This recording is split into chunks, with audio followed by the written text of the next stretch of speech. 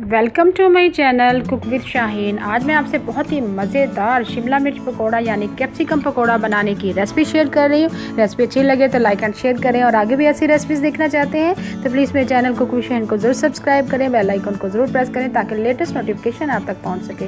और मेरा दूसरा चैनल है ईट मोर, उसको भी ज़रूर सब्सक्राइब करें। ईट मोर का लिंक मैं डिस्क्रिप्शन बॉक्स में दे दूँगी। चलिए कैप्सिकम पकौड़ा बनाना स्टार्ट करते हैं। कैप्सिकम पकौड़ा बनाने के लिए 3 अदद मैंने शिमला मिर्च ली है, बारीक कट कर लिया है। लार्ज साइज का एक प्याज है, स्लाइस में काट लिया है। साबुत धनिया ऐड करेंगे, क्रश किया हुआ। सबसे पहले बाउल में हम प्याज ऐड करेंगे, स्लाइस में कटा हुआ। शिमला मिर्च ऐड करेंगे, बारीक कटी हुई। हरी मिर्ची ऐड करेंगे, बारीक कटी हुई। 2 से 3 अदद मैंने ली थी। 1 कप बेसन ऐड करेंगे। 1 टेबलस्पून क्रश किया हुआ साबुत धनिया ऐड करेंगे, थोड़ा सा मैंने कूंडी में कूट लिया था। 1 टीस्पून अजवाइन ऐड कर दी है। 1 टीस्पून ज़ीरा ऐड करेंगे। बहुत चटपटे पकोड़े बनते हैं, आपने ज़रूर ट्राई करना है। रमज़ान में 1/2 टीस्पून सुरख मिर्च पीसी हुई ऐड कर दी है। 1/2 टीस्पून चिली फ्लेक्स यानी कुटी हुई लाल मिर्च ऐड कर दी है। 1/2 टीस्पून हल्दी पाउडर ऐड कर दी है। 1 टीस्पून लास्ट में नमक ऐड कर दिया है और 1/4 टीस्पून इसमें बेकिंग सोडा ऐड कर दिया। अच्छे से पहले मिक्स कर लेंगे बेसन के साथ, फिर थोड़ा थोड़ा पानी ऐड करके अच्छे से बैटर अपना रेडी कर लेंगे। बैटर बहुत ज़्यादा पतला नहीं होना चाहिए, ये देखिए इस तरह का थोड़ा सा थिक होना चाहिए। थोड़ा थोड़ा पानी आपने ऐड करना है, इस तरह का बैटर होना चाहिए। ऑयल भी हमारा गर्म हो चुका है, पकौड़े बनाना स्टार्ट करते हैं। हाथों को पहले थोड़ा सा गीला कर लें पानी से ताकि आसानी से पकोड़े बनना स्टार्ट हो जाए।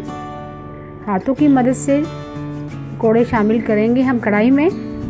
मीडियम फ्लेम पर आपने फ्राई करना है, हाई फ्लेम पर आपने फ्राई नहीं करना है, वरना पकोड़े आपके अंदर से कच्चे रह जाएंगे और मज़ेदार नहीं बनेंगे और ना ही क्रिस्पी बनेंगे। अगर आप चाहते हैं कि आपके पकोड़े बड़े चटपटे से बने, मज़ेदार बने, तो आप मीडियम फ्लेम पर पकोड़ों को फ्राई करें। ये देखिए एक तरफ से कलर आना शुरू हो गया, दूसरी तरफ टर्न करें। कितने हरे हरे लग रहे हैं पकोड़े, बहुत ही मज़ेदार लुक है। लुक देखें कितना अच्छा लग रहा है, खाने में भी चटपटे लग रहे हैं। आपने ज़रूर ट्राई करना, रमज़ान में बनाएं, अफ्तारियों में ज़रूर बनाया करें चटपटे पकोड़े। इससे पहले मैंने हरे प्याज के पकोड़े अपलोड किए हैं, उसकी रेसिपी मैं डिस्क्रिप्शन बॉक्स में दे दूँगी, वो भी मज़ेदार बहुत बनते हैं। पकोड़े हमारे फ्राई हो चुके हुए हैं, बाकी जो बैटर बच गया उसके भी पकोड़े हम बना लेंगे। सेम उसी तरह मीडियम फ्लेम पर आप फ्राई करेंगे। लास्ट में हम इमली और खजूर की चटनी के साथ सर्व करेंगे। साथ खुबानी की चटनी मैंने रेडी की है, वो सर्व करेंगे। चटनियों का लिंक मैं डिस्क्रिप्शन बॉक्स में दे दूंगी। बहुत ही मज़ेदार चटनियाँ बनती हैं। रमज़ान में आप चटनियाँ बना के रख लें और पूरे महीना आप रमज़ान में चटनियों को इस्तेमाल करें। पूरा रमज़ान आपका चटनियों की वजह से आपके चटपटे खाने तैयार हो जाएंगे।